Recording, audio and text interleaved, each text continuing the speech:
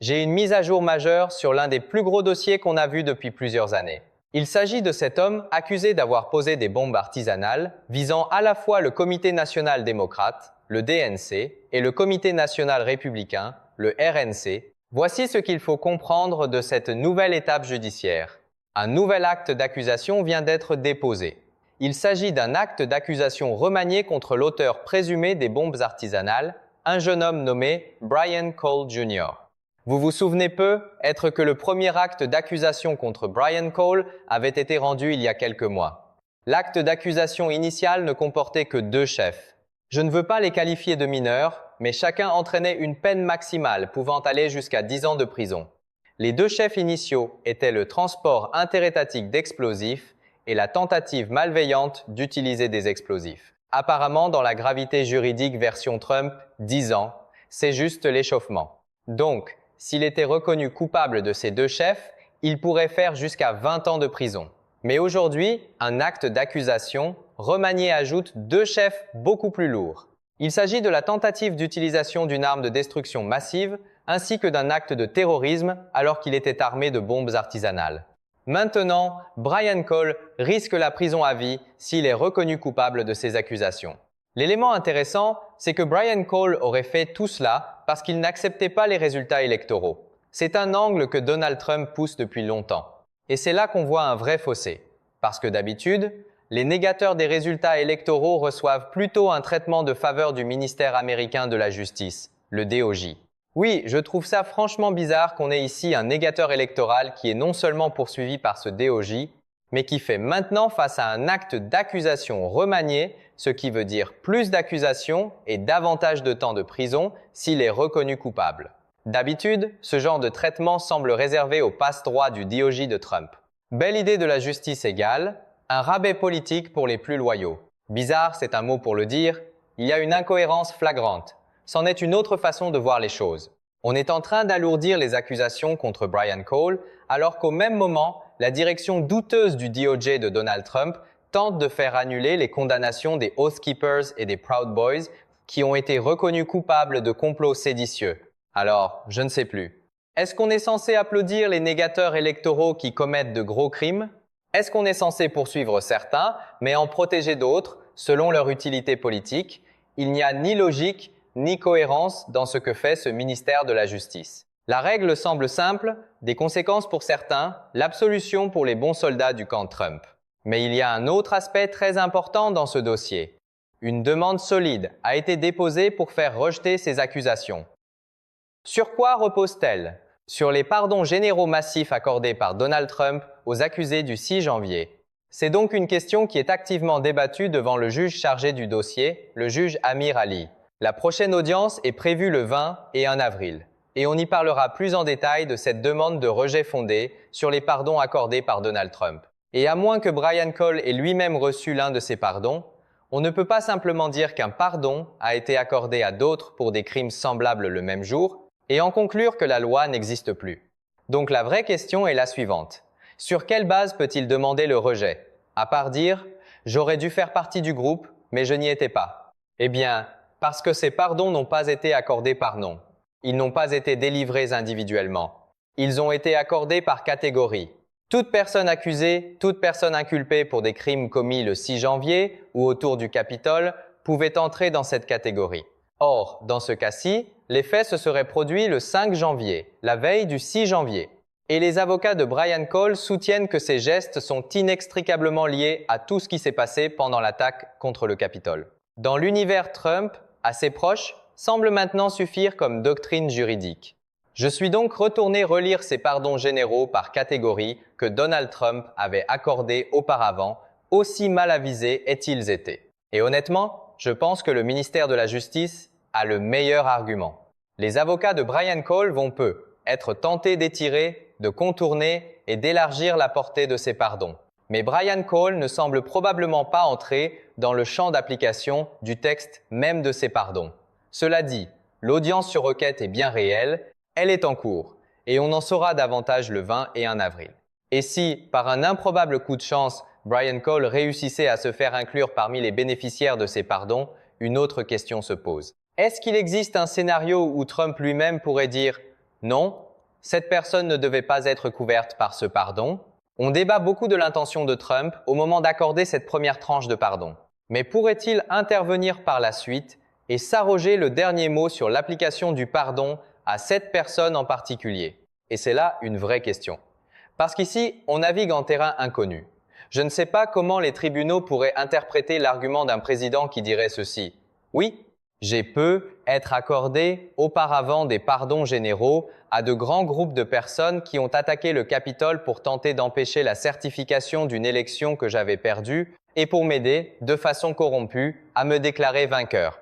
Mais je n'avais pas l'intention que cette personne en particulier ou cet acte précis entre dans la portée de ce pardon général. C'est une défense très trumpienne. Pardonner d'abord, expliquer les petits caractères plus tard. Donc oui, en théorie, la façon de prouver cela serait de faire comparaître Donald Trump comme témoin à une audience sur requête. Est-ce que je pense qu'on verra un jour Donald Trump à la barre dans une affaire criminelle?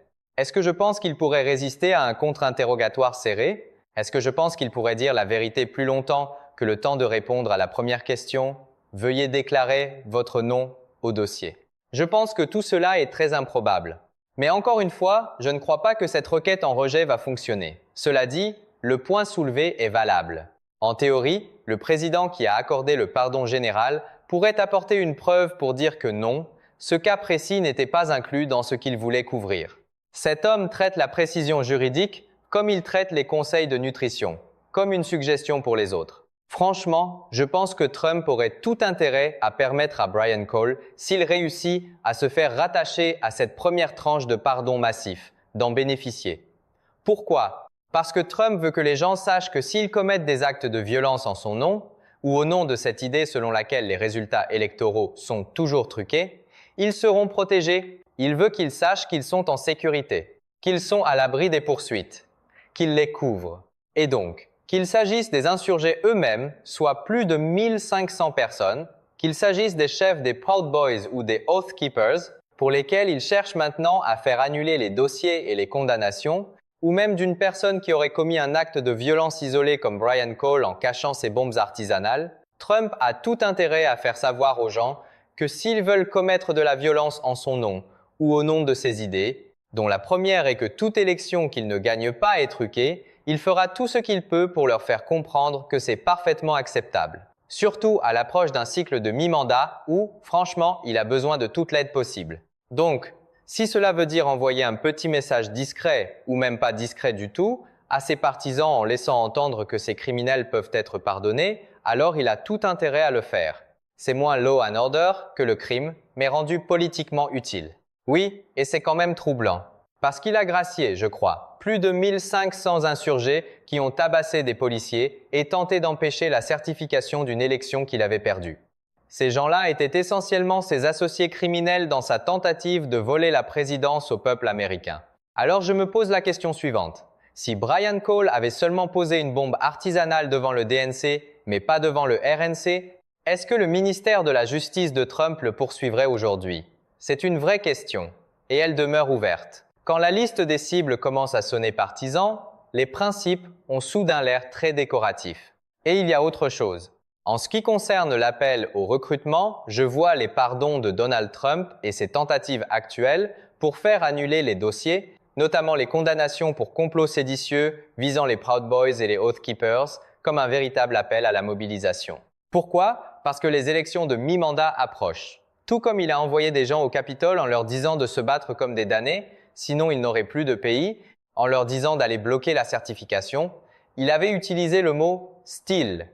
Mais on sait très bien que l'élection n'avait pas été volée. Il leur a dit d'aller « stop the steal », d'empêcher la victoire de Joe Biden. Et il pourrait très bien tenter d'envoyer ces mêmes gens vers différents bureaux de vote d'État lors des prochaines élections de mi-mandat. S'il y a un mince côté positif là-dedans, c'est que les crimes commis dans un bureau de vote d'un État sont des crimes d'État, pas seulement des crimes fédéraux. Donc, les procureurs des États peuvent tenir ces gens-là responsables. Malheureusement, à Washington, D.C., comme ce n'est pas un État, le pouvoir de pardon du président s'étend non seulement aux crimes fédéraux commis à Washington, D.C., mais aussi aux infractions locales prévues par les lois municipales de la ville. C'est pour cela qu'il n'y avait pas de poursuite d'État possible contre les insurgés du 6 janvier. S'il y en avait eu, ils auraient été hors de portée d'un pardon présidentiel. Mais dans le cas de Washington DC, ce n'est pas possible. Une faille pareille, le Trumpisme la repère à des kilomètres. Et puis, il y a la question suivante. Si Trump apprenait tout cela et décidait que Brian Cole devrait être gracié, ou si Brian Cole réussissait lui-même à se faire inclure dans cette première tranche de pardon, ou encore si ses avocats réussissaient à le faire entrer dans ce groupe, est-ce qu'il existe alors un autre scénario? Puisqu'il se trouve en Virginie et que ce plan aurait vraisemblablement été préparé là-bas, que le matériel y aurait été acheté et qu'une partie de l'assemblage des bombes artisanales y aurait être été faite, est-ce que cela ouvre la porte à une poursuite au niveau de l'État? Et est-ce qu'il y aurait alors une obligation politique pour Abigail Spanberger et pour les démocrates élus en Virginie de prendre le relais là où le gouvernement fédéral laisse tomber? Oui, c'est un bon point. Si cette poursuite fédérale contre Brian Cole disparaissait pour une raison quelconque, si elle était rejetée, ce que je trouve peu probable, alors les autorités de poursuite de la Virginie pourraient certainement examiner le dossier et dire ceci. D'accord? Il a acheté des composantes avec l'intention de fabriquer une bombe artisanale qui devait ensuite servir à endommager des biens ou potentiellement blesser des personnes. Et cela pourrait très bien constituer une infraction aux droits de l'État de Virginie. Mais est-ce qu'ils ont compétence pour déposer une poursuite en Virginie ou est-ce que cela doit obligatoirement se faire là où le crime lui-même a été commis? Eh bien, cela doit se faire à l'endroit où le crime a été commis.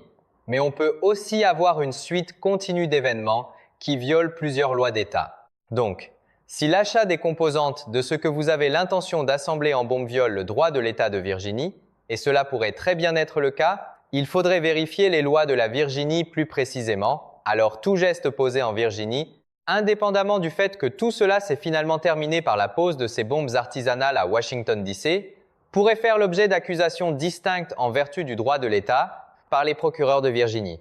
Oui, et au fond, c'est encore un exemple de plus. Si cette situation évolue au point où les États doivent intervenir parce que le DOJ a complètement abandonné sa responsabilité, par déférence aveugle envers Donald Trump et envers son alignement idéologique, alors cela résume parfaitement le problème. Voilà toute l'ère Trump en une image.